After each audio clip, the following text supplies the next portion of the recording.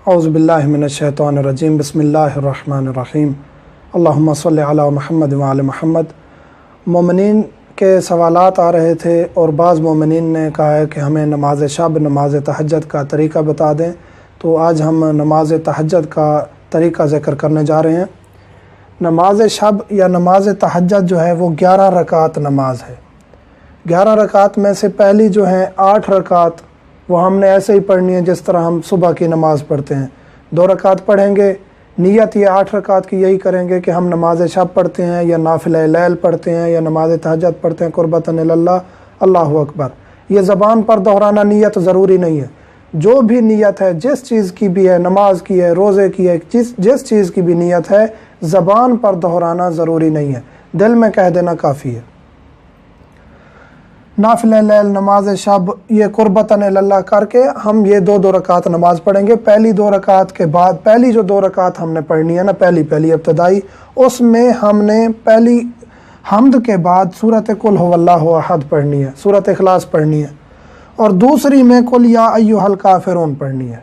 पहली जो 2 रकात है उसमें हम्द के बाद कुल हुवल्लाहु अहद और दूसरी रकात में कुल या अय्युहल काफिरून हम्द के बाद पढ़नी है। और अगर ये ना भी पढ़ें तो पहली 8 रकातें जो हैं वो नॉर्मल आप सुबह की नमाज की तरह भी पढ़ सकते हैं।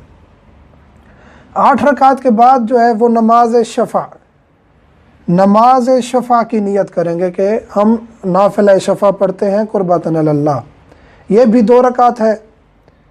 हम्द के बाद पहली रकात में सूरत नास पढ़ेंगे और दूसरी में सूरत फलक पढ़ेंगे।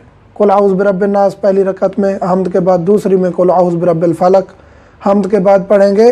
और अगर ये भी आपको याद नहीं है, जिस तरह आप सुबह की नमाज़ पढ़ते हैं वो भी ये 2 रकत भी आप वैसे पढ़ सकते हैं, मसला नहीं है, लेकिन ये अफजल तरीका है, बेहतर तरीका है।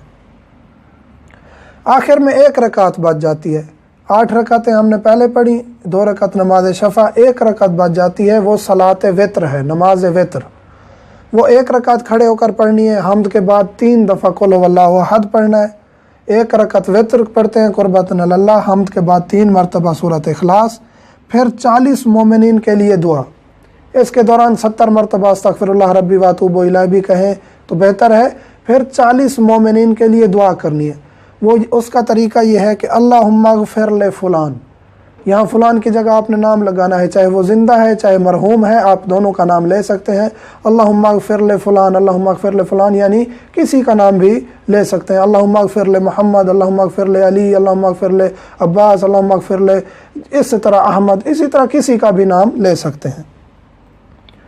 अगर एक इंसान नमाज तहज्जुद पर नहीं उठ सका, देर हो गई है, मसलन के अलार्म नहीं बजा, वैसे जाग जाता है, नहीं जाग सका, तो मुस्तहब ये है, इतनी ताकीद है नमाज लैल की, नमाज शब की, कि वो कज़ा करे। सवाल होता है कि हम फ़कत आखिरी 3 रकत नमाज शफ़ा 2 रकत और 1 रकत नमाज वित्र पढ़ लें, काफ़ी है, नमाज शब आपकी हो जाएगी। लेकिन अगर पहली 8 रकत पढ़ें, जो ज़िक्र हुई 8 रकत, वो पढ़ेंगे तो अजर में, सवाब में इजाफ़ा होगा। नमाज शब का वक्त क्या है? नमाज शब का वक्त यह है कि आधी रात जो ही गुजर जाए आप उसके बाद नमाज शब पढ़ सकते हैं, आधी रात के बाद। लेकिन अफजल तरीन और बेहतर तरीन वक्त ये है कि फजर से पहले, फजर की नमाज से पहले, जिस तरह आप आधा घंटा पहले उठते हैं, वो बहुत ही बेहतर और अफजल और खुदावंद करीम को महबूब तरीन वक्त है। और नमाज शब के बारे में बहुत सारी रिवायात हैं मासूमीन अलैहिमुस्सलाम से, जिसकी फ़जीलत है, चेहरे पे नूरानियत आ जाती है, इंसान अल्लाह के बहुत करीब हो जाता है, उसकी रूहानी ताकत में इजाफ़ा हो जाता है। और बहुत सारी रिवायात मौजूद हैं नमाज शब के बारे में।